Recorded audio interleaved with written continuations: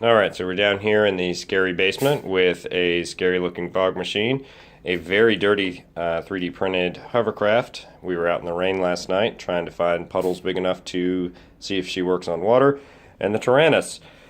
So if we give it a little bit of throttle and a little bit of smoke,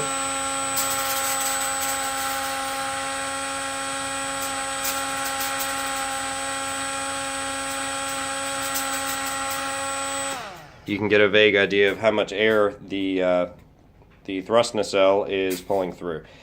On the lift nacelle, if we give it a little bit of throttle,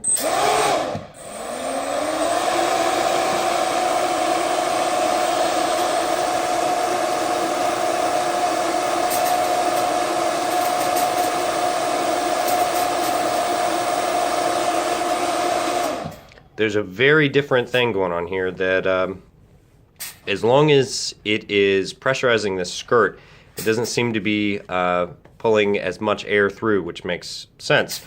But if we tilt it so we're not pressurizing that skirt, and then give it a little smoke, then we can actually see what the duct looks like. Let's give it just a little bit of throttle.